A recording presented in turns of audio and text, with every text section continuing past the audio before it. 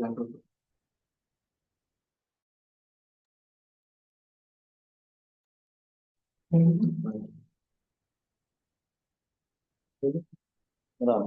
alaykum. Topologiya kurslarni davom ettiramiz. Mana bu ikkita kamera hamma narsa ko'rinyapti.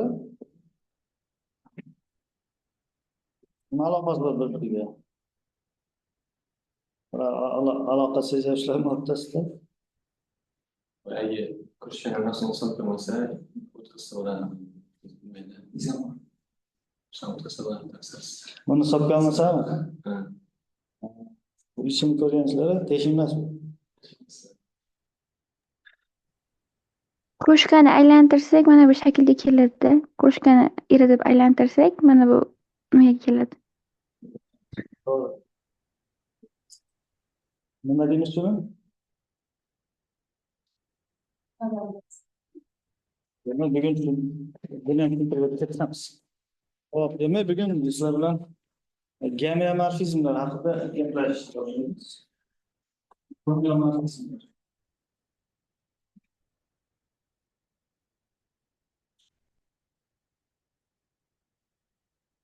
Geomorfizmlar. Avvalgi darsda uzluksiz akslantirishlar haqida gaplashdik. Ba'zi xossalarni ko'rib o'tdik. Ochiq yopiq akslantirishlar haqida gaplashgan. Bugun demak o'sha darslar davom etilgan holda topologiya predmetini eng asosiy tushunchasi bo'lgan geomorfizm tushunchasini beramiz. Tayyormisizlar? Bizda demak hamma akslantirishlarni o'sha turlarini biladi, to'g'rimi?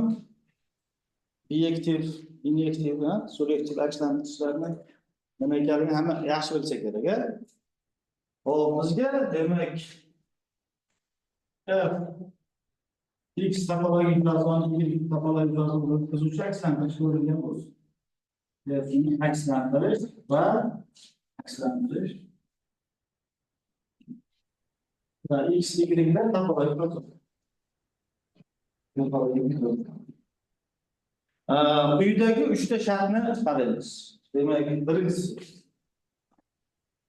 F akslantirish X dan Y'ga. Biyektiv akslantirishimiz. F biyektiv bo'lmaydi.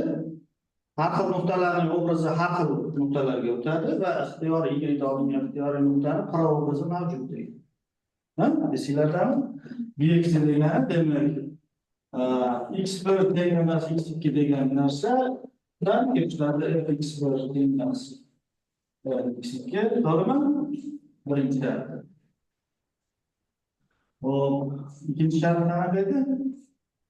Ixtiyoriy y tegishli katta y element uchun shunday x topiladiki, x da y nimaga teng bo'ladi? Fx. Ya'ni biyektiv deganimiz mana shu ikkita shartni qanoatlantiruvchi akslantirish. Ikkinchi shart. F akslantirish uzluksiz bo'lsin. Uzluksiz bo'lsin. Va nima? Uchinchi shart nima bo'lsin? F minus bir. Yani biyektiv akslantirish bo'lgandan keyin teskari akslantirish haqida ham gapirish mumkin. To'g'rimi?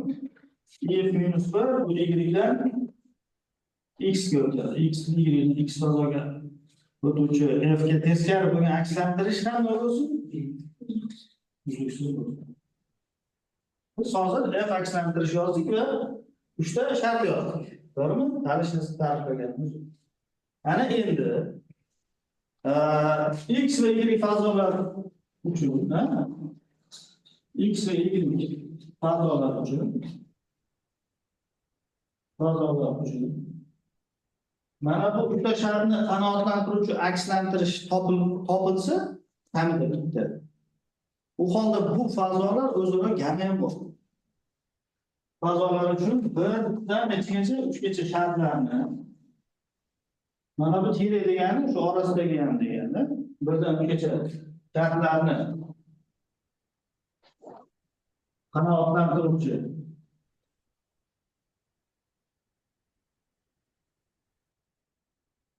F akslantirish mavjud bo'lsa, F akslantirish mavjud bo'lsa, u holda X va Y fazolar o'zaro gama ham bor deydi. X va Y fazolar o'zaro nima deyiladi? Gomeomorf deyiladi. Gomeomorf fazolar deyiladi.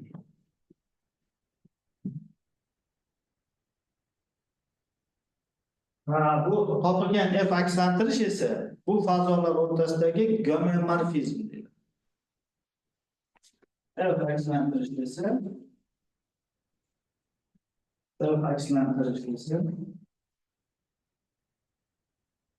nima deyiladi? Gomeomorfizm.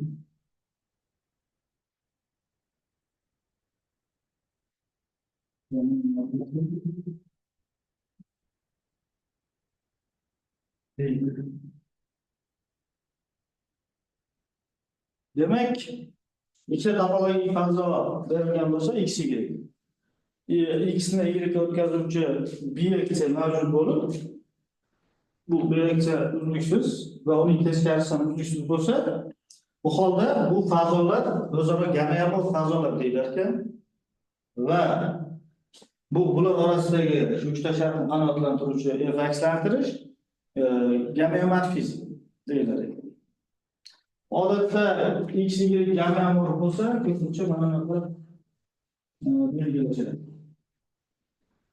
X y gomeomorf degan belgi. Endi qaranglar, buni oddiyroq tilda tushuntiradigan bo'lsak, ikkita obyekt borda, biridan ikkinchisini uzluksiz deformatsiya yordamida hosil qilish mumkin. Uzluksiz deformatsiya degani sindirmasdan, qirqmasdan yoki biror narsani olib kelib payvandlamasdan, boya nima deymiz, svarkasiga yopishtirmasdan qilinadigan deformatsiyani uzluksiz deformatsiya deymiz. Biz matematik tilda bu uzluksiz akslantirishga to'g'ri keladi. Biridan ikkinchisini uzluksiz deformatsiya yordamida hosil qilish mumkin bo'lishi kerak va ikkinchisidan birinchisini, ya'ni bu narsa ikki tomonlama bo'lishi kerak.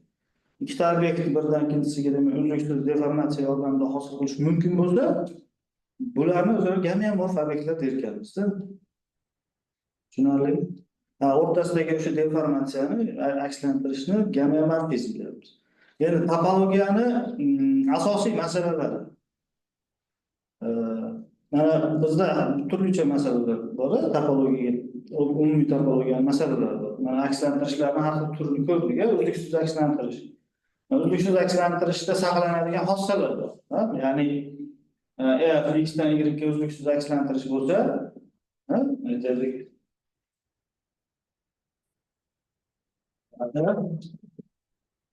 x y uzluksiz akslantrish. Uzluksiz. Aytaylik, x qanaqadir xossaga ega. Savol qo'yiladi. Mana bu y ham shu xossaga egami yo'q? Yoki f ning obraz. Bu yerda uzluksiz akslantirishdagi obraz, birorta fazoning uzluksiz akslantirishdagi obrazi shu qaysidir xossani saqlayaptimi yo'q degan savol bor. O'sha xossa demak uzluksiz saqlansa, u xossa uzluksiz akslantirishga nisbatan invariant deymiz. To'g'rimi? Misol uchun boyagi biz aytgan separabellik xossasi bor-ku, zichligi sanoqli bo'lganda. Masalan, to'g'risi sanoqli separabellik, chunki sanoq zich to'plamga ega. Mana shu separabellik xossasi uzluksiz akslantirishga nisbatan invariant xossa. Ya'ni x fazo separabel bo'lgan holda mana y demak uning uzluksiz akslantirishdagi obrazi bo'lsa, y ham separabel. Separabellik misol uchun uzluksiz akslantirishga nisbatan invariant. Endi bu birinchi, ikkinchi countable bor-da, esingizda sanoqlilikning birinchi, ikkinchi aksiomalari. Mana bu xossalar uzluksiz akslantirishga nisbatan invariant emas. Shunday uzluksiz akslantirishlar mavjudki, masalan x sanoqlilikning qaysi birinchi aksiomasini yoki ikkinchi aksiomasini qanoatlantirgani holda y uni uzluksiz obrazi bu xossaga ega bo'lmay qoladi. Bu xossalar uzluksiz akslantirishga nisbatan invariant. Endi ochiq akslantirishlar bor. Masalan, bu aytilgan xossani endi ochiq akslantirishlar hisoblanadi. Ya'ni bu hozir aytganimiz eng oxirgi. Ochiq akslantirishga nisbatan invariant. Ana endi qanaqa xossalar mana bu gameomorfizmga nisbatan invariant bo'ladi degan savol bo'ldi. Endi juda ham ko'p xossalar bo'ladi, chunki gameomorfizm ko'ryapsizlar, ancha kuchli ishlar.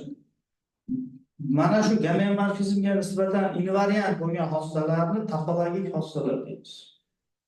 Tushunarli? Gameomorfizmga nisbatan invariant bo'lgan xossalar nima deyiladi? Topologik xossalar deyiladi. Bu nima degani? Demak, ikkita fazo agar gameomorf bo'lsa, bular faqat bir xil topologik xossalardan iborat. To'g'rimi? Yozib qo'yaylik shuni. Demak, gameomorfizmlarga nisbatan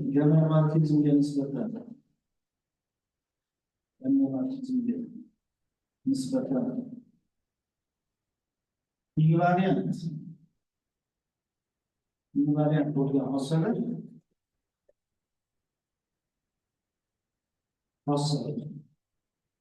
topologik xossalar. Shu xabarning topologik xossalar deyiladi.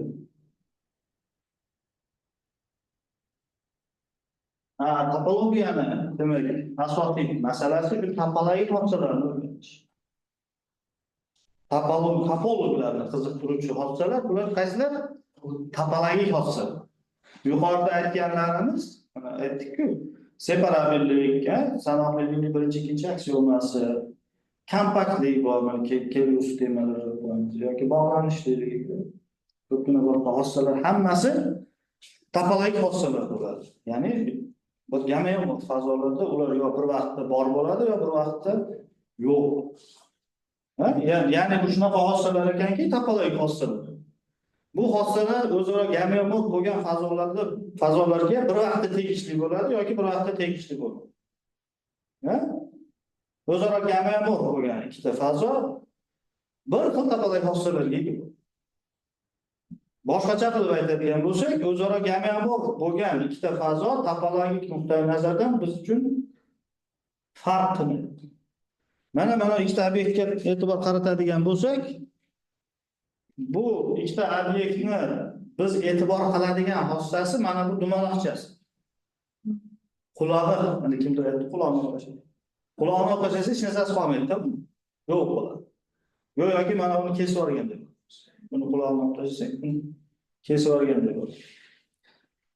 Aynan tasavvur qilsak, masalan, bular o'sha xohlagancha siqiluvchi, cho'ziluvchi materialdan deb tasavvur qilsak, buni biridan ikkinchisini uzluksiz deformatsiya yordamida hosil qilish mumkin va ikkinchisidan birinchisini uzluksiz deformatsiya yordamida hosil qilish mumkin.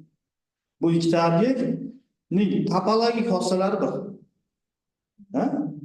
Shakli, o'lchami, yana boshqa narsalar bilan farq qilish mumkin, lekin topologik xossalari bir xil. Hozirgi mana shu naglarning ko'rinib turgan topologik xossasi mana bu yerda lupa bor ikkalasida bittadan. Sirtmoqchasi, bitta o'sha narsa asosiy ключ mana. Bitta joyga qo'ysin. Mana shu ma'noda bular o'zaro nima? Gameomorf yoki bular topologik obyektlar sifatida qarasak, bular o'zaro ekvivalent. Tushunarli? Ana endi o'rtoqlar, mana bu biz bu yana bir boshqa tomondan qaraydigan bo'lsak bunga. Tasavvur qiling, topologik fazolarni to'plami bor bunaqa. Qanaqadir emas. Shunday majmua bor, majmua nimadan iborat? Barcha topologik fazolardan iborat. Mumkin bo'lgan barcha topologik fazolardan iborat majmuani ko'z oldimizga keltiramiz.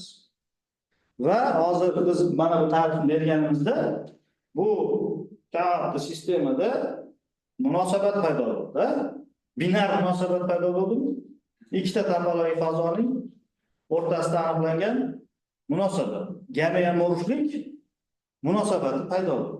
Hozir biz qisqacha ko'rsatib ketamiz. Mana shu munosabat ekvivalent munosabat bo'ladi. Ya'ni topologik fazolar o'rtasida aniqlangan binar munosabat, ya'ni gamiomorflik munosabati ekvivalentlik munosabati bo'ladi.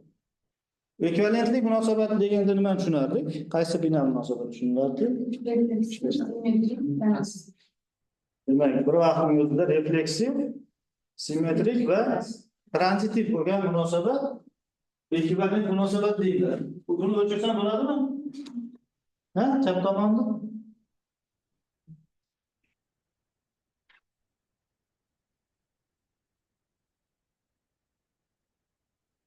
O'sha gamiomorflik munosabatini osongina ko'rsatish mumkin, ekvivalentlik munosabat bo'ladi.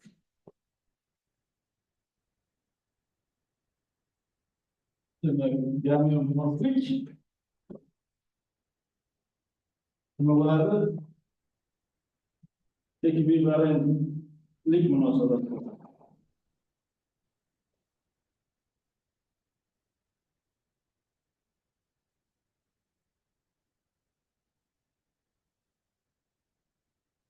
Buni isbotlash uchun 3 ta shartni tekshirishimiz kerak, to'g'rimi? Birinchisi refleksivlik. Demak, x mana bunaqa aksentrish bor, ID x degan aksentrish. Bu x bilan o'ziga o'zi ayni aksen. X ni x ga o'tkazadi. Bu yerda ikkala bitta fazo nazarda tutilyapti. Bitta to'plam emas, bitta fazo. X deb o'lchanadi.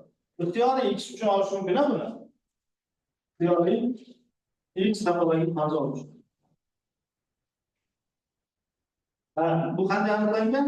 Demak, ayni x x deb.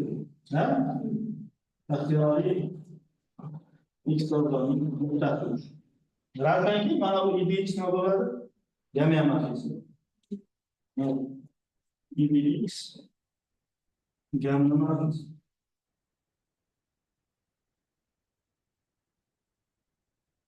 Demak, hozir mana bunday munosabatni biz mana bunday belgiladik, gamiomorflik munosabati. Bu refleksiv ekan, demak. Mana bu aniqlangan munosabatimiz nima ekan? Refleksiv. Gamiomorflik, ya'ni mana bu munosabatda shunday belgiladikmi? Ikkinchisi aytaylik, nima bo'lsin? X y ga gamiomorf. Bu holda shunday, bu degani gamiomorfizm mavjud deyiladi. To'g'rimi? X bilan y ga nima mavjud? Gamiomorfizm. Rafaki f ning teskarisi f minus 1. Y dan x ga gamiomorfizm. To'g'rimi? Gamiomorfizmning tarifiga. Tushunarlimi? Mana bu ham uzluksiz biyekcha buni teskarisi o'zi bilan o'zini tushadi uzluksiz. Ya'ni f gamiomorfizm bo'lsa, f minus 1 ham gamiomorfizm bo'ladi. Bu y dan x ga nima bo'ladi? Gamiomorfizm. Gamiomorfizm bo'ldi demak. Nima gap chiqdi bundan? Bu simmetrik munosabat. To'g'rimi? X y ga gamiomorf bo'lsa, u holda y x ga gamiomorf. Mana bu munosabat simmetrik.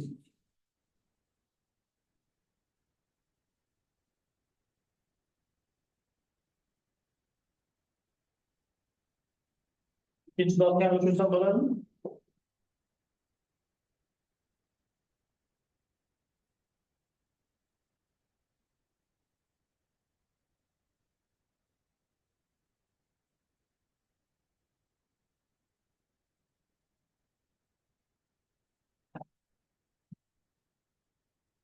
Endi transitivlikni ko'rsatishimiz kerak.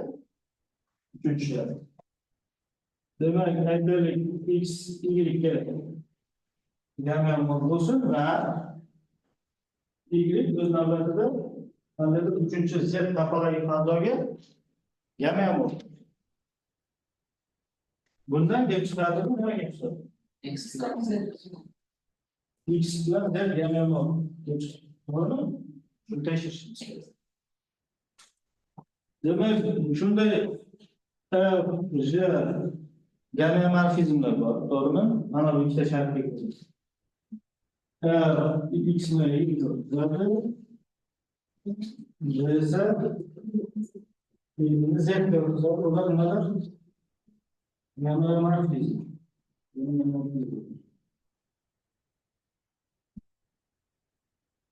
U holda X ni Z ga o'tkazilgan game morfizmni qanday topamiz?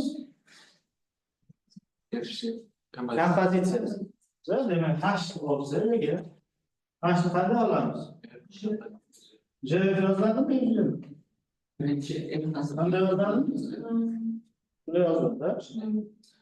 Mana shu kompozitsiyani qarasak, endi qanday yozilsa ham shu ma'no o'sha x dan y ga keyin z ga o'tish kerak. Shu kompozitsiyani qarasak, bu demak x dan z ga o'tadi.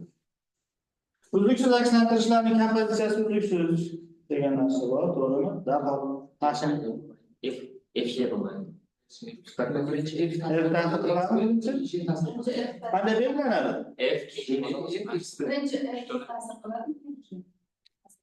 Mana j fx degan murakkab funksiya o'xshagan. To'g'rimi? Xo'sh. Mana bu game morfizm bo'ladi, to'g'rimi? Hozir hash. Bu ham ulardan emas. Game morfizm bo'ladi. Demak, mana bu shart bajarilganda x bilan z o'zaro game morf ekan. Bu game morf bundan keltiriladi, bu munosabat tranzitiv.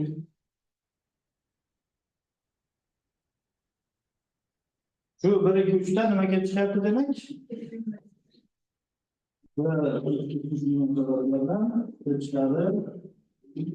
Hozirgi qarayotgan game morfizm bu ekvivalent munosabat bo'ladi. Ekvivalent munosabat.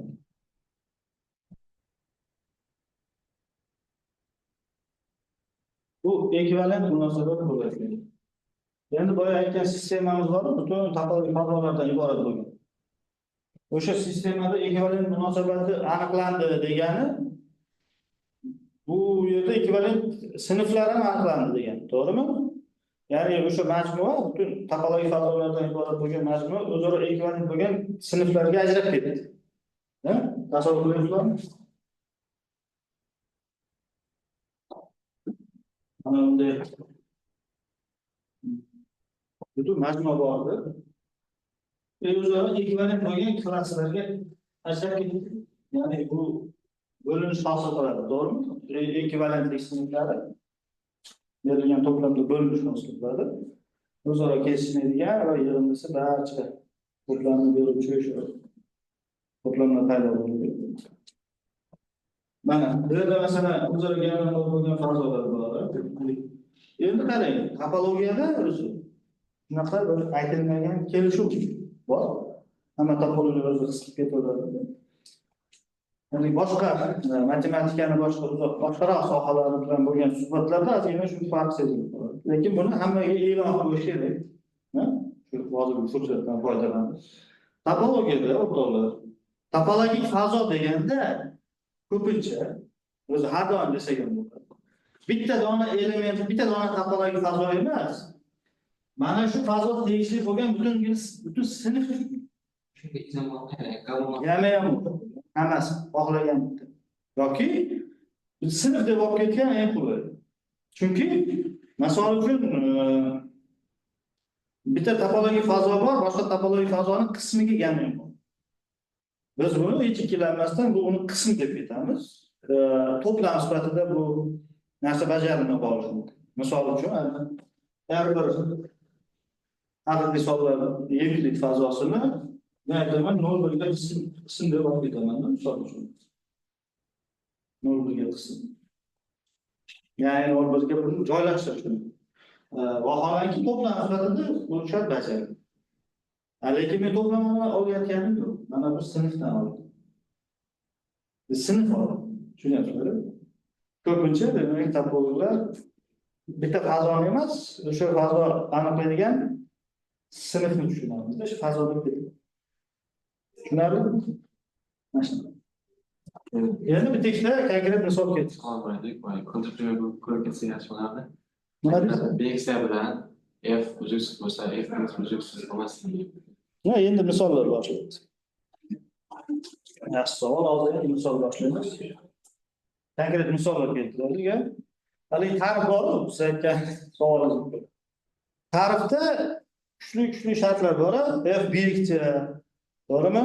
Masalan, F uzluksiz. F minus 1chi deganda bu F minus 1 ham avtomatik tarzda uzluksiz bo'lishi kerak degin keladi-da odam. To'g'rimi? O'sha narsaga tortadi-da. Birinchi ikkita shartdan uchinchi shartga kelib chiqayotgandek taassurot uyg'otadi-da. Tushunyapsizlarmi? Bu yerda endi bir ikkita misollar keltiramiz. Misollar orasida bu savolga ham javob berib ketamiz. Bu tomonni o'chirsam bo'ladimi?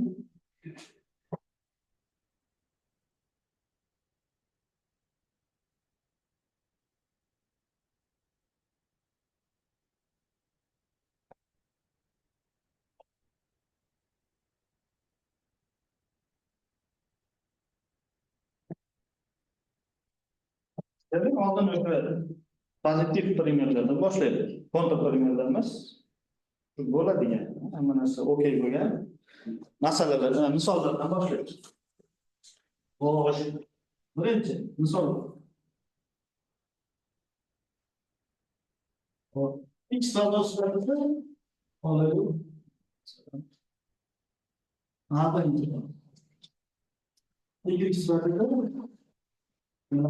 Senda intervalni olamiz. Bu ikkalasi ham R1 ni qismi sifatida. Bu yerda nuqtaning atroflari nima bo'ladi? Interval, ya'ni ikkalasi ham tabiiy topologiya bilan qaraladi. Tabiiy topologiya. Bilasizlar buni? Topologiyasi. Intervallar boshqa. Zo'rlarni birlashmadi. Quyidagi aksiyani qaraylik. X y ko'rsatuvchi. Shuni o'tkazadigan aksiyontirishimiz standart aksiyontir. Qanaqa edi? Tepada minusi, pastda minus x minus a. Bu yerda sinusda pastda minus qo'ysak, s bo'lishi kerak. s bo'ladimi? Daha koysak, mana çizili funksiya, to'g'rimi? Çizili funksiya.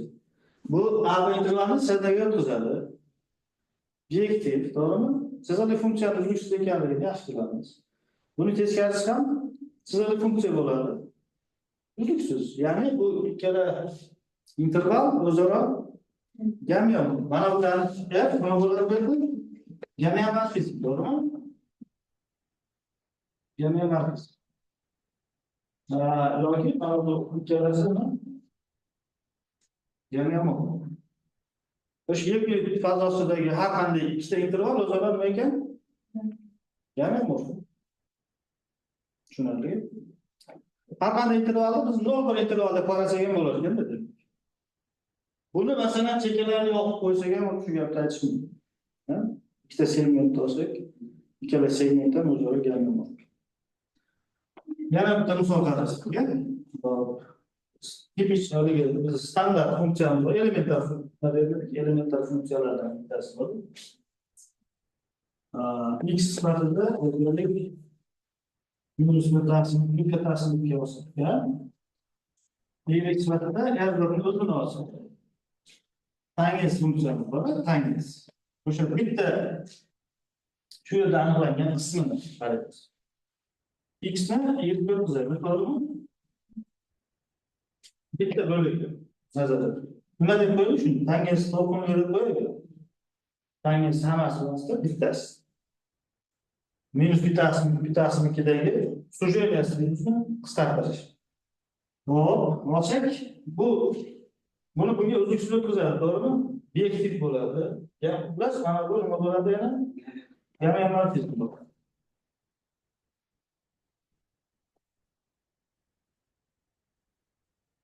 Xulosa nima bo'ldi? Minus bittasimiki interval bilan butun yerlar to'g'risida jamiyat muvofiq ekan. Ha? Birinchi, ikkinchi misollarda nima kelib chiqadi? To'g'ri chiziq bilan ixtiyoriy interval o'zaro jamiymoqligi kelib chiqadi. Biz uchun demak interval bilan to'g'ri chiziq bir-biridan farqi yo'q. Ya'ni topologiya kursida bir-biridan farq qilmas.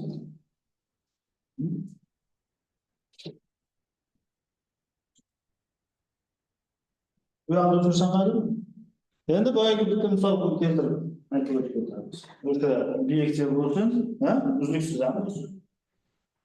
Teskarisi haqida keyin gaplashamiz.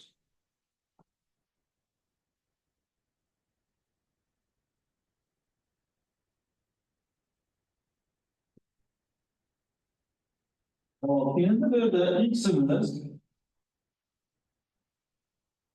aytaylik, eğer havada bo'lsin, shuni x deb belgilaydi. Ha? Ya bunday qiladi.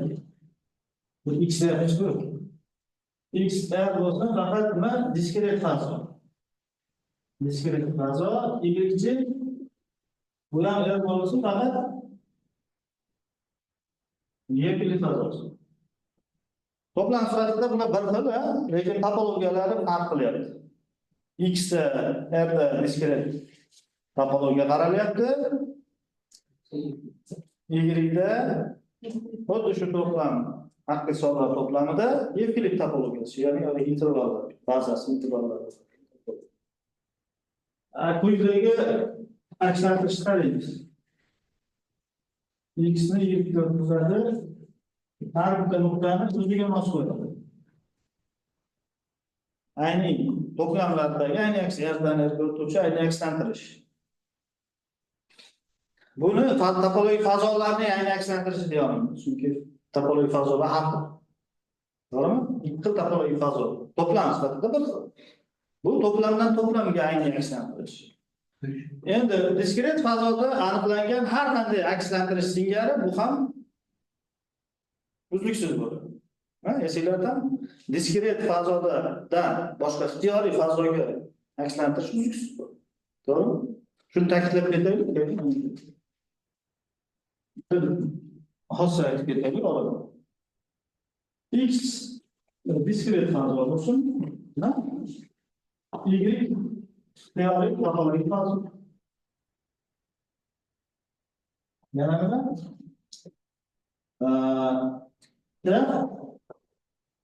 X'dan Y'ga o'tuvchi ixtiyoriy akslantirish. Bu nima? Ixtiyoriy akslantirish. Bu holda f nima bo'ladi? Uzluksiz bo'ladi. Sabab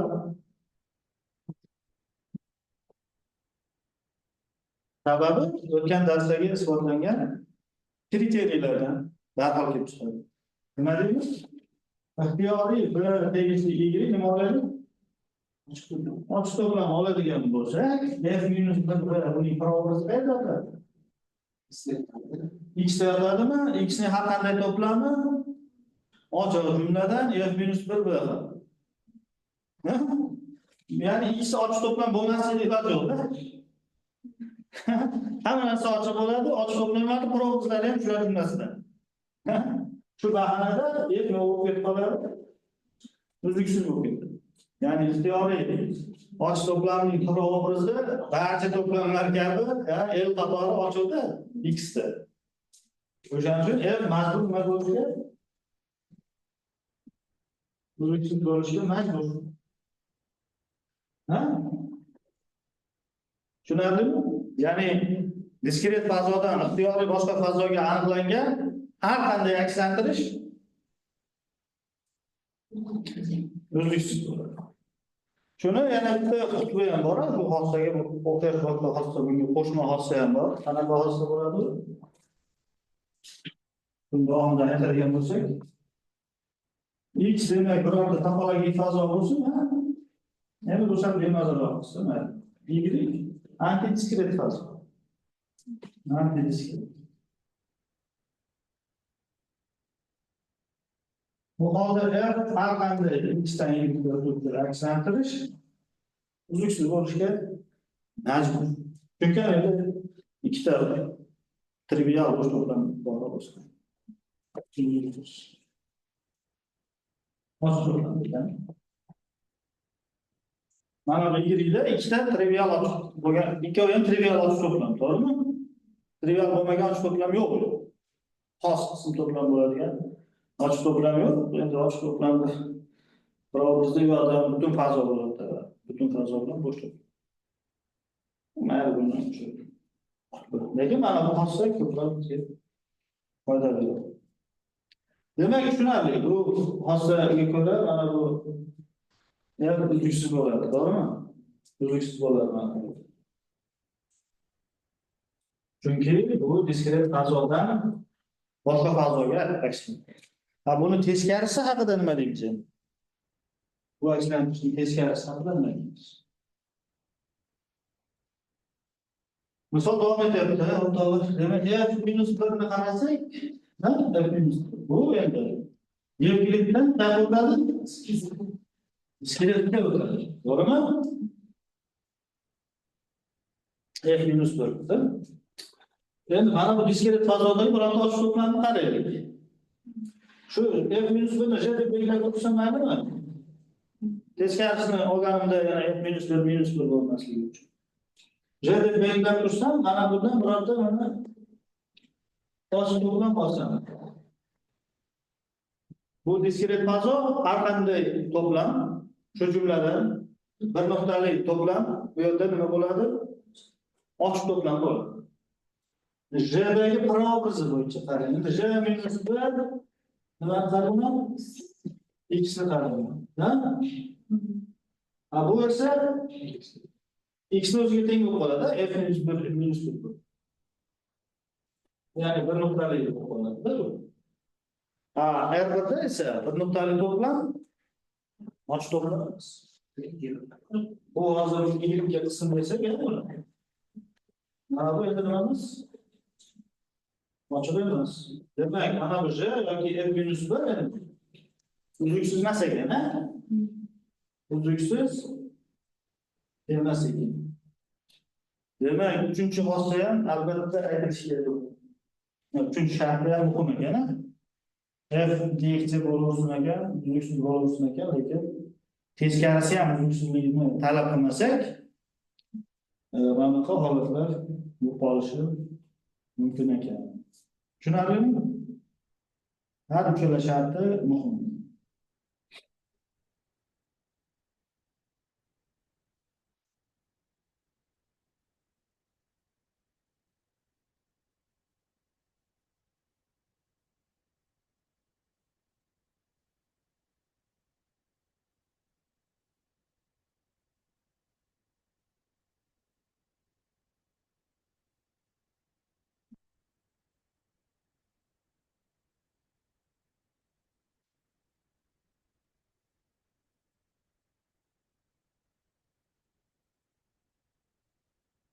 Dening endi ikkita diskret fazo.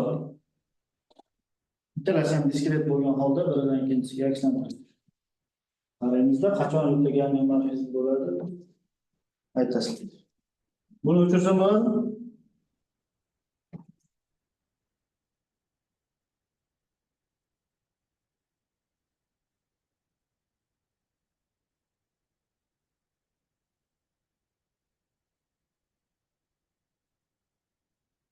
Quvvat tushunchasini ozmi ko'pmi xabarimiz bor, ha? Birinchi darsda tushuntirdik. Keyingi misol. Nechinchi bo'ldi? To'g'rimi? Demak, x, y ikkalasi ham diskret fazo. Diskret fazo bo'lsin. Xo'sh. X ni quvvati nima? Qavli bo'lsin. Y'ning quvvati qavli bo'lsin.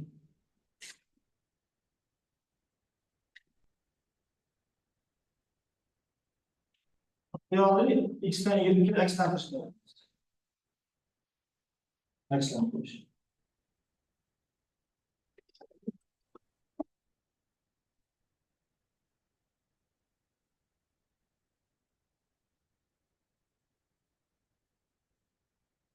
Teoretiklarni qarasak, ravshanki, gamma-morfizm bo'lish uchun men uzluksiz, to'g'rimi? Qanaqa bo'lishidan qat'iy nazar uzluksiz. Boyaga xosligi. Uzluksizlik haqida gapirdim. Buni gamma-morfizm deydi. Gamma-morfizm bo'lish uchun endi bu gamma-morfizm bo'lish uchun buni biyekcha bo'lishi zarur etadi. To'g'rimi? F ning gamma-morfizm bo'lishligi uchun uning biyekcha bo'lishi zarur etadi. Bu F biyekcha bo'lishi uchun x, y'lar bunga loyiq bo'lishi kerak, to'g'rimi? X, y'larning quvvati bir xil bo'lishi. Gamma-morfizm degani demak tavr teng tavriga, ya'ni yoki mana x bilan y'ning quvvatlari teng bo'lishi zarur etadi. To'g'rimi? Chunki ularning quvvati har xil bo'lsa, bular o'rtasida biyekcha mavjud emas. Demak, bu f hech qachon gamma-morfizm bo'la olmaydi. Quvvati teng bo'lsa, biyekcha mavjud. Именно o'sha biyekcha kim bu xizmat qiladi? Gamma-morfizm bo'lib xizmat qiladi. Chunki diskret fazolar ta'minlangan har qanday akslantirish uzluksiz. Tushunarlimi? Diskret qamashimiz F-1 ham uzluksizligini berib beradi. Xuddi shuni. Endi mana bu yerda nima kechiklar ko'p to'ldi. Agar diskret fazolarning quvvati bir xil bo'lsa, ular gamma-morfizmga kelib qolyaptimi? Shu xulosani yozib qo'ydim. Diskret fazolar uchun hozirgi mana shular. Mana bu narsa nimaga ekvivalent bo'lib qolyapti? X ning Y ga gamma-morfligiga ekvivalent bo'lib qolyapti. Ya'ni quvvati bir xil bo'lgan diskret fazolar topologik nuqtai nazardan bir-biridan farq qilmasadi. Masalan, quvvati kontinuu bo'lgan ixtiyoriy to'plamda aniqlangan diskret fazo bilan yerdagi aniqlangan diskret fazo bir xil obyekt to'plami. Tushunarlimi? Tushunarli. Demak, diskret fazolar uni hosil qilayotgan to'plamning elementlari bilan hech qanday bog'liqligi yo'q ekanda, faqat uning quvvatigagina bog'liq bo'ladi. Diskret fazolarning xossalari topologik xossalar. Bu fazo aniqlangan to'plamning quvvatigagina bog'liq ekan. Boshqa hech narsasiga bog'liq emas. Faqat quvvatni aniqlaydi. O'sha quvvati tau bo'lgan diskret fazoni d tau deb belgilab qo'yiladi. Mana bunday belgilab qo'yiladi. Bu quvvati tauga teng bo'lgan diskret fazo. Tau quvvati bilan hammasi bitta narsa, to'g'rimi? Hammasi bittasi. O'shasini d tau.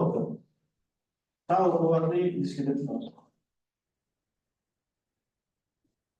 Ya'ni qanaqa to'plamda aniqlanganini biz nima qilamiz endi? Qiziq. Quvvatiga o'shancha d tau bo'lib qo'ydik hammasi.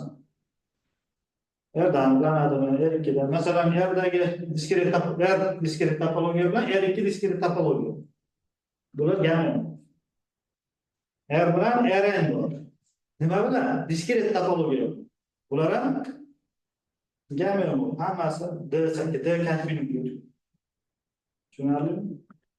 Intervalda diskret topologiya. Hammasi bir xil. D kontinuu cheklanadi. Mana shunaqa gaplar. Tushundingmi? Hozir ko'pmi? Hosilalarim. Yana bitta teorema yozib qo'yaylik. Teorema bo'ladi, isbot ravshan bo'ladi. O'tgan safar demak keltirgan ta'riflar, vositalardan darhol kelib chiqadi. Buni o'rtani o'chirsam bo'ladimi? Boshqa o'rtani. Ochiq yopiq akslantirishlar esingizda bormi? Ochiq yopiq akslantirishlar. Tarix o'tgan safargi darsda. Esingizda bormi? Ochiq to'plam. Demak, ochiq to'plamni odatda ochiq yopiq akslantirishlarni olganda uzluksiz akslantirishlar olinadi. O'zi uzluksiz bo'ladi. Tarixdan chiqqanda uzluksiz bo'lib chiqadi. Keyin ta'rif berdi. Bor uzluksiz bo'lib chiqadi. Ana shu uzluksiz akslantirish agar ochiq to'plamga o'tkazsa, bu ochiq akslantirish deydi. Yopiq to'plamga o'tkazsa, yopiq akslantirish deydi. Yani uzluksiz bo'lmagan ochiq akslantirishlarda uncha qizig'i yo'qda. Ochiq o'tkazadi, lekin ochiqning provozi ochilmas bo'lsa, unchalik sal o'xshamay qolishi mumkin. Demak, quyidagicha teorema. Bu teorema kengroqdir, lekin men buni qisqartirib beraman. Teorema quyidagi shartlar o'zaro teng tushli.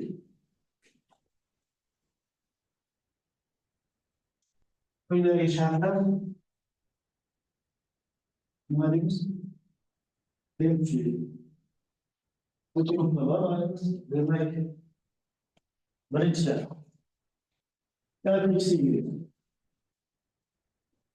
Bu yerda bo'ldi, uzluksizlik haqida, gamma mavzusi haqida gapiryapmizmi? X, Y'lar demak, kimlar? Topologiya, fazo. Gamma mavzusi. Bir kere mana yuqoriga shart terib ketaylik, ha? Yuqoriga har safar shart, har safar F haqida gapira olmaylikda, umumiy qilib ketib ketaylik. Rozmisizlar?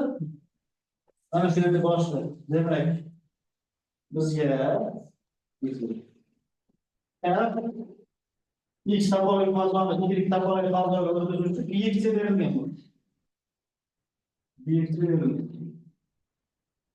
Bu holda quyidagi shartlar tegishli bo'ladi. Bu holda quyidagi shartlar o'zaro tegishli.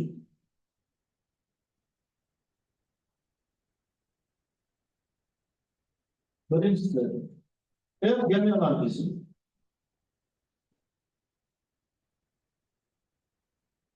İkincisi olmadı. Ortada aksanttırış. Üçüncüsü papillosus.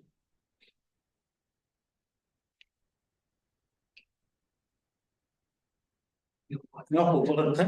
Tamam, alayım da. Demek, biyeksiya uchun ochiq akslantirish bo'lish yoki yopiq akslantirish bo'lish bu gamma-morfizm bo'lishga barobar ekan. Ochiq biyeksiya gamma.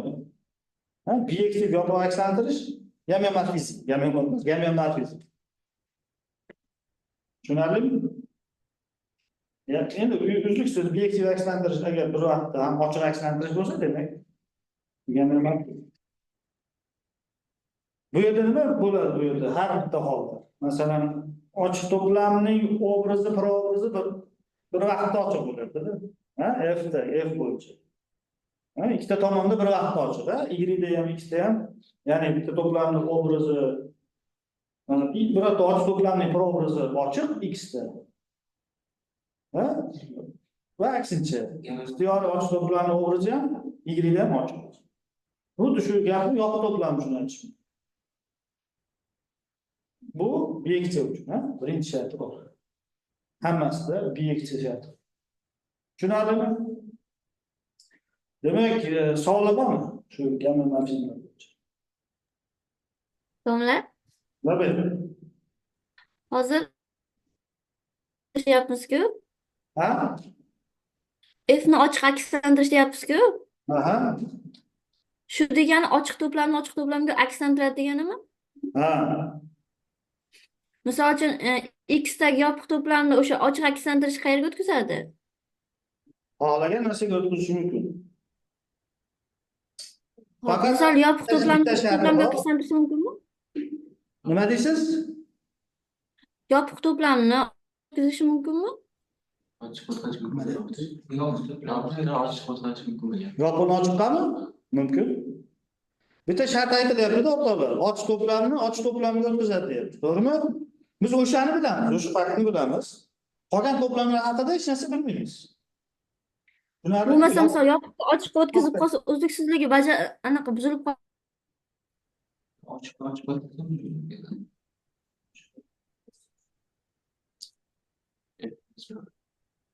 Misol yopiq to'plamni ochiq to'plamga o'tkazadigan bo'lsa, ochiqda probrazi yopiq bo'lib qolyapti. Yo'q, unaqa emas. Siz birorta to'plamni obrazi, mana FA to'plamining probrazi A deb ayta olmaysiz. Ko'ryaptimi? Siz mana shu tenglikni bor deb aytib ketasiz. Bu tenglik yo'q. Umuman olganda.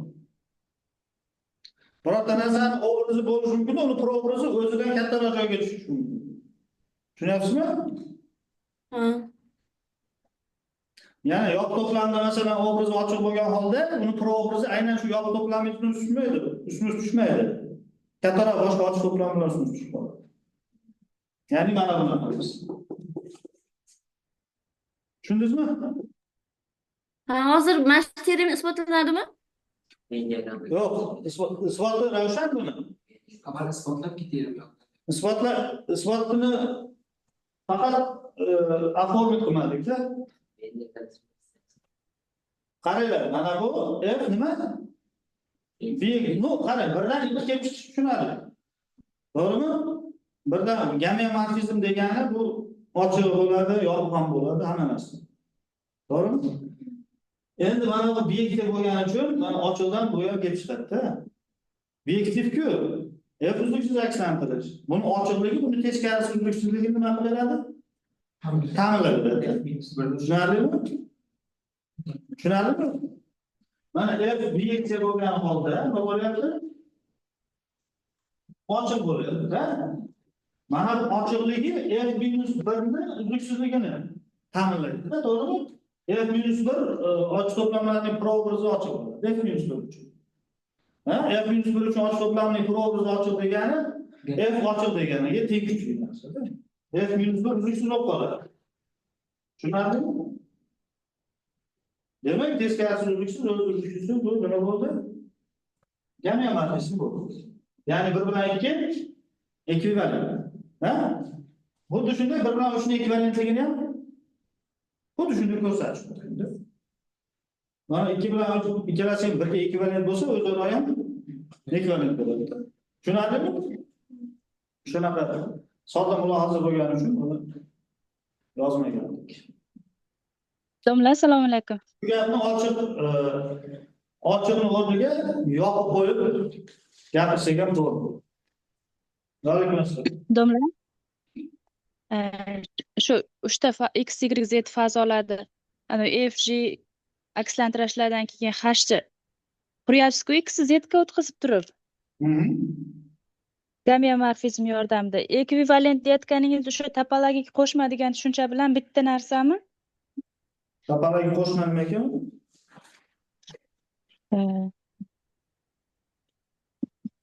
Biz dinamik sistemalarda ishlaymiz-da, xuddi shu ish qilib turib, agar shu shartlar bajarilsa, shunaqa gamma-morfizm qursak, x bu uchala fazolar topologik qo'shma deb ketardik-da, o'shanga so'rayotganim, mana ekvivalentlik deyotganingiz bilan bitta narsami deb. Yo'q, ekvivalentlik bu oddiy, o'sha binar munosabat bilan binar munosabat bo'ladi algebraikskiy. Algebraik tushunchada bu. To'plamda binar munosabat o'sha 3 ta shartni qanoatlantirsa, ekvivalent munosabat deyiladi. Biz o'sha a ni b ga o'tkazuvchi f akslantirish chiqaraylik, keyin j akslantirish b ni c ga o'tkazsin. Agar shunday a ni c ga o'tkazuvchi h gamma-morfizm mavjud bo'lsa, bu to'plamlarni o'zaro topologik qo'shma deb olib ketardik-da. Shunga so'rayotgan.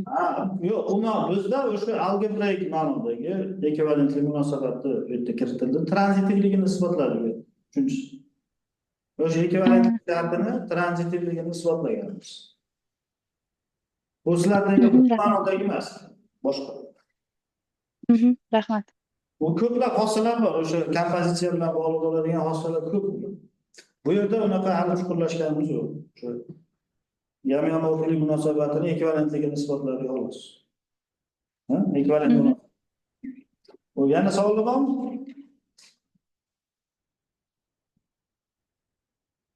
Savol bo'lmasa, bu mavzuni tugatsak bo'ladi. Ozgina vaqtimiz bor ekan, keyingi mavzu ajrimli reaksionalar bo'ladi.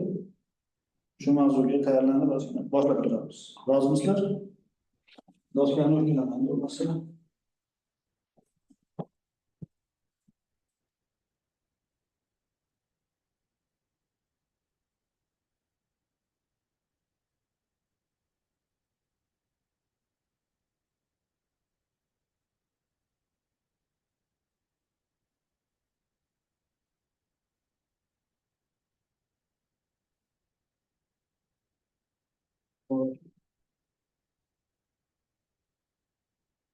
Topologik fazoni ta'rifini ko'rganmiz. Juda ham abstrakt narsa. To'g'rimi? Bu yerda shunaqa keng, demak, obyektlar to'plami paydo bo'ladiki, ularning juda ko'pligi hech narsaga yaramaydigan obyektlar. Misol uchun antidiskret topologiya. Antidiskret fazo bor. Topologiya aniqlanyapti, ammo bu formalliklar bajarilyapti-da, to'plamda hech narsa o'zgarmayapti. Konstruksiya yo'q hech qanaqa. Hech narsa bermayapti. Lekin uchta shartni bajaradi. Bundan boshqa masalan ko'p umuman birorta yaxshi xossaga ega bo'lmagan obyektlar ham juda ko'p. Biz yo'l-yo'lakay ba'zi aksiomalar aytdik-da. Sanoqlilikning birinchi aksiomasi, ikkinchi aksiomasi degan. Bu aksiomalar o'sha ozgina sinfni toraytirish maqsadida aytilgan gaplar. Ozgina shartni ko'paytirish. Topologik fazoning uchta aksiomasi u hali juda ham kam ekanda o'sha. U ma'noda biz demak ba'zi shartlarni avval ko'rganmiz. Endi biz hozir ajrimlilik aksiomalar deb nomlanuvchi shartlar turkumi bilan tanishamiz. Bu shartlar bizga topologik fazolar sinfini, juda ham keng bo'lgan sinfni nima qilib, ozgina toraytirib, yaxshiroq xossalarga ega bo'lgan obyektlarni qoldirish imkonini beradi. Tushunyapsizlarmi? Bu yerda biz shu nuqtadan nuqtani bir-biridan ajralganligi, nuqtadan to'plamlar bir-biridan ajralganligiga har xil bosqichdagi shartlar qo'yamiz. Har xil darajadagi shartlar. Demak, ajrimlilik aksioma. Eshitganmizlar buni? Ajrimlilik aksioma.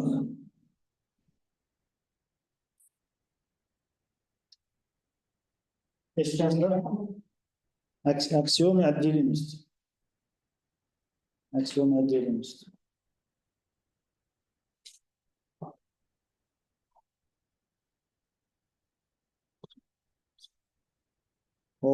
To'g'ri aksiomalardan boshlaymiz. Temel,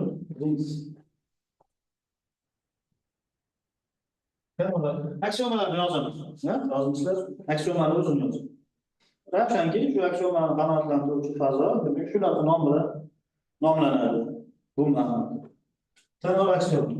Demak, keling, x topologik fazo bor. Temel aksioma. İxtiyoriy x, y nuqtalar ular bir-biriga teng bo'lmasa, ixtiyoriy ikkita har bir nuqta uchun nima bo'ladi? Yani x Shunday ochiq to'plam topiladiki, ixtiyoriy x, y uchun. Shunday ochiq to'plam mavjudki, bu to'plam x, y nuqtalardan faqat bittasini o'z ichiga oladi. Nuqtalardan faqat bittasini o'z ichiga. Aynan bittasini o'z ichiga. Bittasini o'z ichiga oladi. Tushunarlimi? Demak, har qanday ikkita har bir nuqta uchun qandaydir ochiq to'plam topilarkanki, bu to'plam bulardan faqat bittasini o'chiradi. Bu. Qaysi bittasi? Tushunarlimi bu? Aksioma. Demak, x, y nuqtalar olinsa, qaysi to'plam bo'ladi? Bittasini o'chiga oladi. Ikkinchisini o'chiga olmaydi deganlar. Sizlarni ozgina kallarni ishlatishga majbur qiladimi yo yengilroq variantda beradi? Ikkinchisini. Endi u joy kalla ishlatishga juda ham to'g'ri kelganda, sal.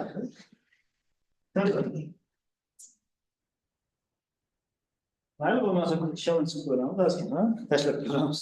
Nima bo'ladi? Hop, ixtiyoriy x bir. Bu kerakmi? X, y. Olsak. X teng emas y. bunday bu ochiq to'plam mavjudki, buni ochiq to'plam mavjudki.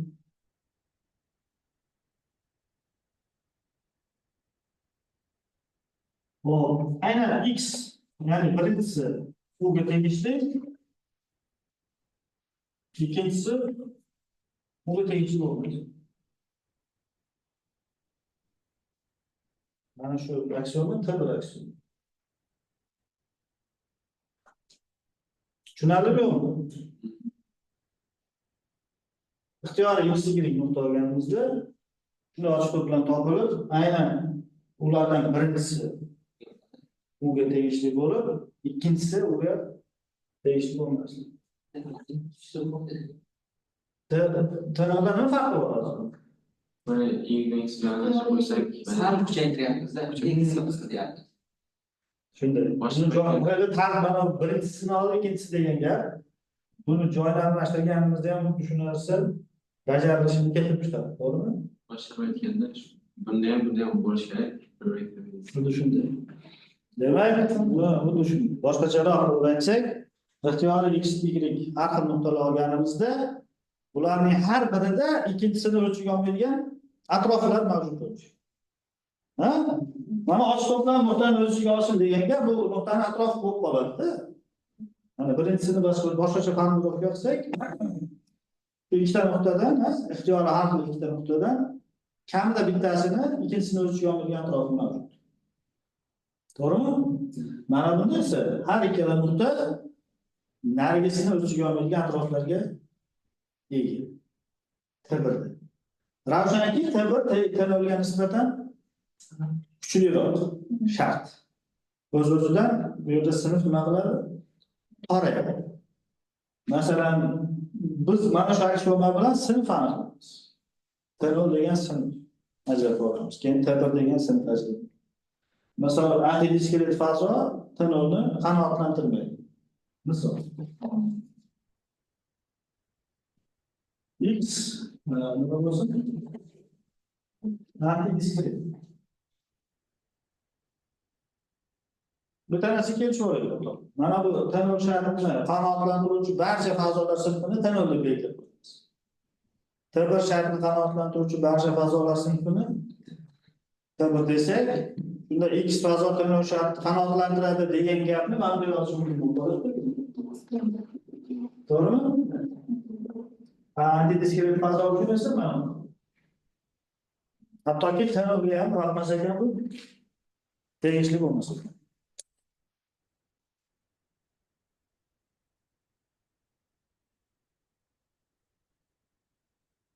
İkinci misal. X to'plam sifatida ikki nuqtali to'plam qaraylik. A degan. Tao sifatida bo'sh to'plam A va X mavjud. Tao topologiya bo'ladi, to'g'rimi? Va mana shu topologik fazo hosil bo'lgan. Topologik fazo, buni bog'lamli ikki nuqtali deyiladi. Связанный двоеточие. Mana shu fazo T0 shartini qanoatlantiradi. To'g'rimi? Mana bu fazo endi bo'ladi.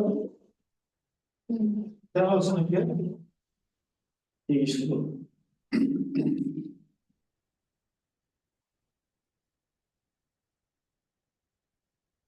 T1 ga tegishli bo'ladimi bu fazo? Bu fazo qarang T1dan tashqarida qolib ketadi, chunki masalan bir nuqtaning bittagina x degan katta atrofi bor. Bu yerda. Ani o'ziga olaveradi har doim. Ya'ni bir nuqtada bu yerda ani o'ziga olmaydigan atrofi yo'q-da. Shu sababdan bu T0 bilan T1ni orasida yotadi-da bu. Bu fazo. T0 ga tegishli. Bunda diskret fazo bo'lib qoladi.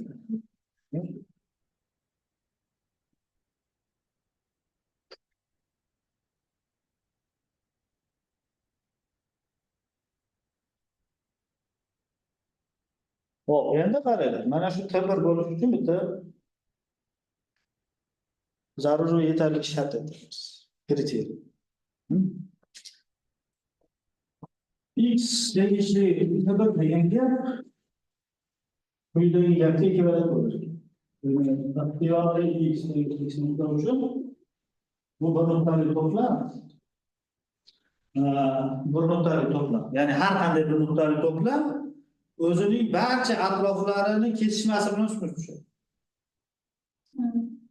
Tushunasizlarmi? X fazo T1 bo'lishi uchun har qanday bir nuqtali to'plam o'zining barcha atroflari bilan ustun tushishni zarur etadi. Ya'ni bu bo'larlarda kesishma bunaqa ularki, havodan ular, u qism x'larki, bo'ladi. X tegishli shunga, bu tegishli havoga. Çünkü X başka oyundan başka Yani mana bu kesishma bu barcha atroflardan. Bu barcha atroflarning kesishmasi shu x ni o'zidan iborat bo'ladi. Qachon? X tabi bo'lishi. Va bu shart x ni tabi bo'lishini ham ta'minlaydi. Agar shunaqa bo'lmasa, o'zidan boshqa biror nuqta bo'lsa, shu nuqta bilan tabir sharti uzilib qoladi. Buni tushundim. Buni isbotini yozishimiz shart emasmi? Mashq sifatida isbotlab ko'ringlar, juda ham sodda. Ha, isbot. Isboti juda ham sodda. Mana kesishmadan x dan boshqa birorta yirik olsangiz kerak, ha? Kesishma.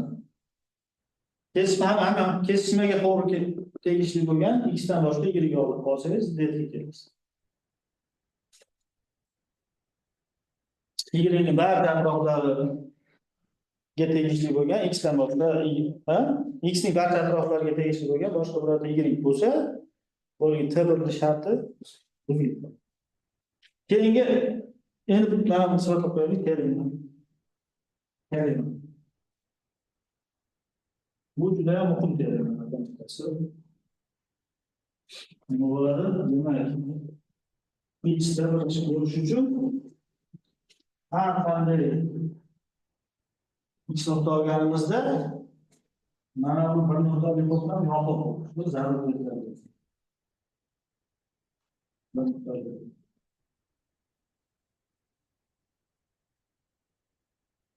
Teorema tushunarlimi yo'qmi?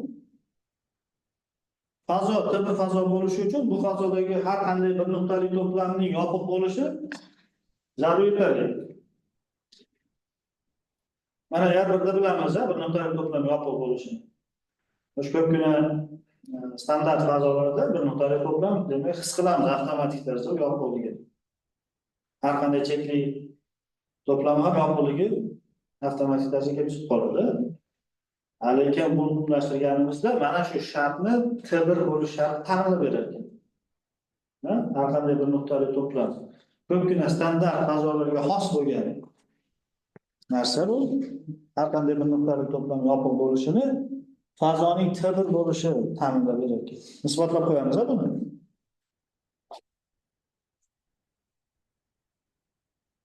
Demak, davomligi x nima bo'ladi? T1 bo'ladi. Biz buni ixtiyoriy bir nuqtali to'plamning yopiqligini keltirib chiqarishimiz. Demak, ixtiyoriy nima bo'lamiz? Bir nuqtali to'plam. Shuni yopiqligini ko'rsatish kerak. Xo'sh, buning to'ldirmasidan ixtiyoriy boshqa nuqta oladi. Buni ixtiyoriy y tegishli bu to'plamning to'ldirmasidan. Oson. Y tegmasi x ga bo'ladi, to'g'rimi? Fazo T1 bo'lgani uchun shunday bu ochiq to'plam topiladiki, nima bo'ladi? Y u ga tegishli bo'lgan holda x ni u o'ziga olmagan.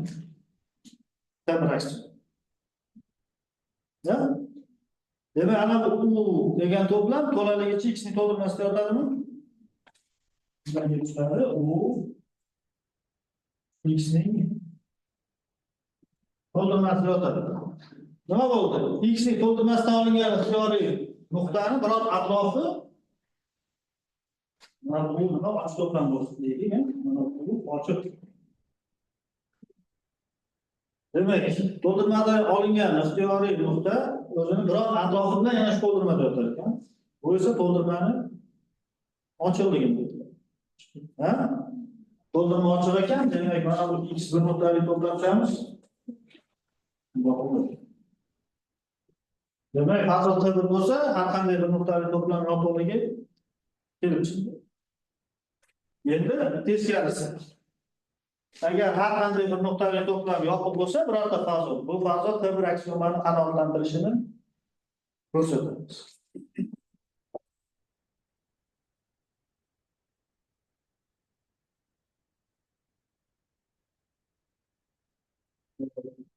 Ixtiyoriy x ikkita nuqta oladi. Va bular bir-biriga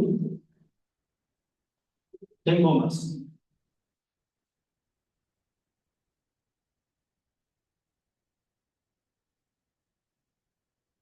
Endi bular har biri yopiq to'plam.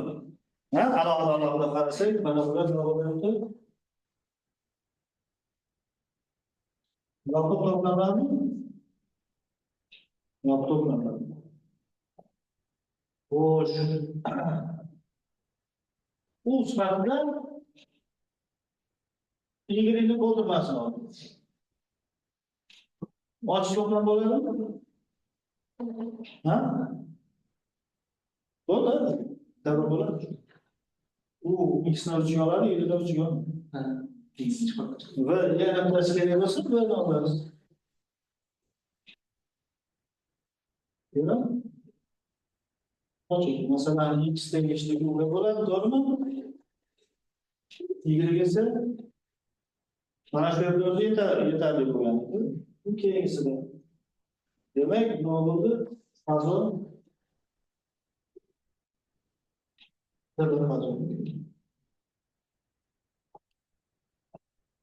fazoatimiz tebrik fazoat. Tushunarlimi isbot?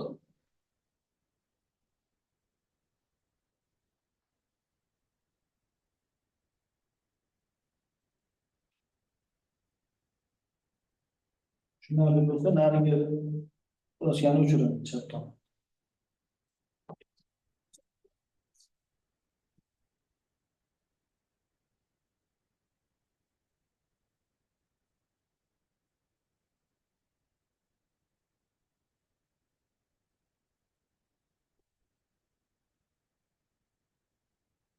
Endi tek aksioma demakda, tek aksiom.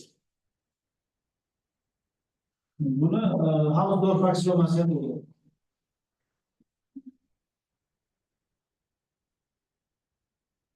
Tek aksioma yoki Hammondorf aksiomasi.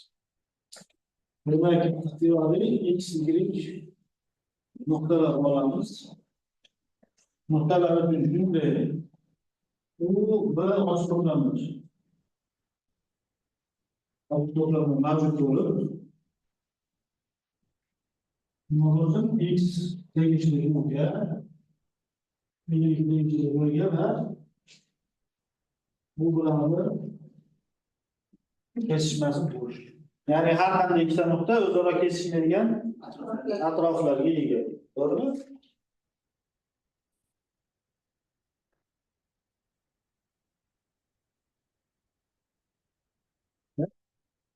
Tushunarli?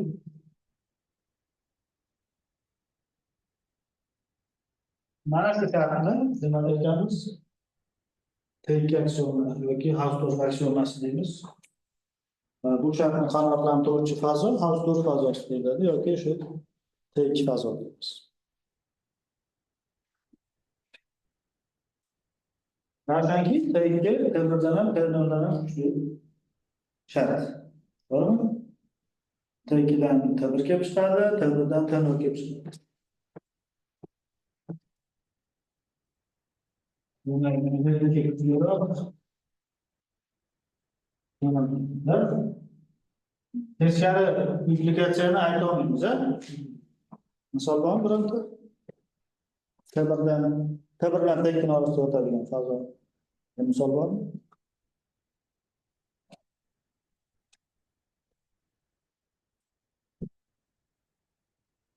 O'sha misolda aytib qo'yaylik, a?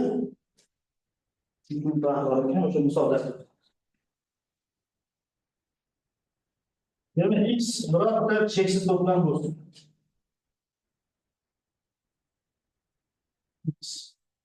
X birorta nima bo'lsin? Cheksiz to'plam. Ha, biz bu x da Zariskiy topologiyasi qilamiz. Tamam, nima topologiya? Zariskiy topologiyasi. Qanaqa edi Zariskiy topologiyasi? Finite closure degan, har qanday chekli to'plamlarni to'plamlar. Yoki mana Bildirmasi. shunaqa bo'ladi, x minus u chekli va boshqa. To'g'rimi?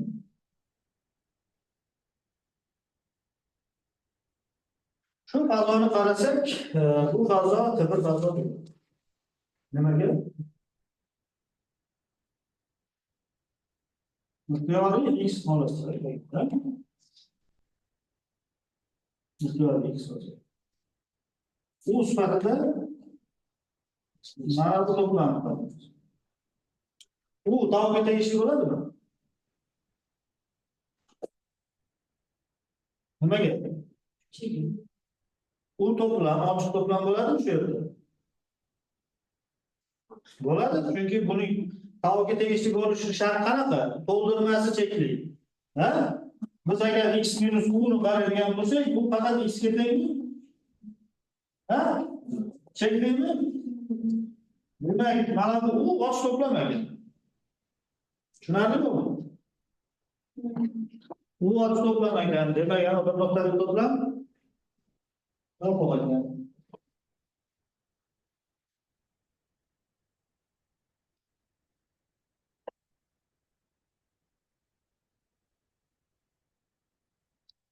Ha, mana chekli bundan nimaga chiqadi? U ochiqligi kelib chiqadi. Yoki buning to'ldirmasi sifatida mana bu bir nuqtali x bilan yana nima bo'ldi? Demak, bu fazo tabiiy ekan. Har qanday bir nuqtali to'plamni yopiq to'plam.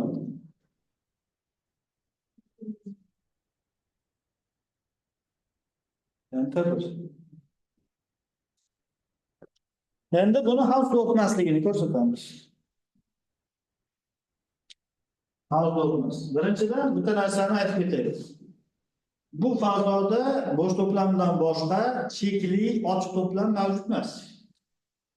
Fazoning qurilishiga. Ha? Ya'ni ixtiyoriy f chekli to'plam olaylik va f bo'lmasin. Bo'sh bo'lmasin. Bu holda x minus albatta nima bo'ladi? Cheksiz bo'ladi. Cheksiz bo'ladi. Bu f to'plami ochiq emasligini. To'g'rimi? Ochiq emas. Hech qanday chekli to'plam bu yerda nima emas ekan? Ochiq emas ekan. Demak, ochiq to'plamlarning barchasi cheksiz. To'g'rimi? Demak, ixtiyoriy ochiq to'plam nima bo'ladi bu yerda? Cheksiz bo'ladi. Ya'ni cheklilarning ichida ochiq to'plam yo'q ekan. Ixtiyoriy ochiq to'plam bo'lsa cheksiz bo'ladi. Endi ixtiyoriy ikkita ochiq to'plam olamiz.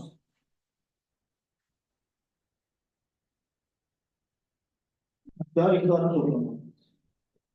Hop, birini to'ldirmasini qarasak, ixtiyoriy bittasi. Chekli to'plam bo'ladimi?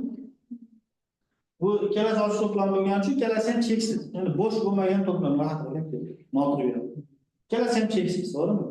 Ixtiyoriy bittasini olib to'ldirmasini qarasak chekli, demak, hech qaysi holda biri ikkinchisining to'ldirmasida yotish imkoniyati yo'q. Tushunasizlar? Bundan nima kelib chiqadi? Bularni albatta umumiy elementlar bor. Nima bo'ldi? Har qanday ikkita ochiq to'plam oldik. Bular bir-biri bilan albatta ochiq to'plamlarimiz mana bularga Bo'sh to'plam bo'lmaydi, ochiq to'plam. Notirik. Tegmasa. Shuni bir elementi bor. Tegmasa bu kesishadi. Qayerda? So'rmas dedilar. Bizga aynan shu tegmasligi. Qarang, ixtiyoriy ikkita ochiq to'plam kesishib qolaverar ekan. Demak, bu yerda siz kesishmaydigan atroflarni qilganingizni foydasi yo'q. Avto bo'lishi bu ancha ish bo'lishi kerak-da. Ikkita ochiq to'plam bo'lishi kerak, ular kesishmasligi kerak degan gapni bu yerda ayta olmas ekanmiz. Har qanday ikkita ochiq to'plam bu yerda nima qiladi? Kesishib qoladi. Bu teknik bo'la olmasligini bildiradi. To'g'rimi? Demak, aynan shu Zalevskiy fazosi T1 bilan T2 orasida yotadi. Ya'ni T1 sinfga tegishli, lekin T2 sinfga tegishli bo'lmagan fazo. Savollar bormi? Hozirdan o'tib T2 ni gaplashdik. Bo'lmasa keyingi darslarda davom ettiramiz. Bitta tugatamiz, rahmat. Siz hammaga e'tibor berishingizga.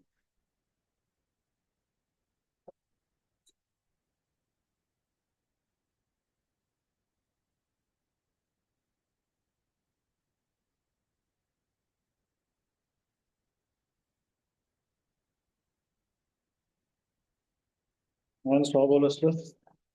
Assalomu alaykum.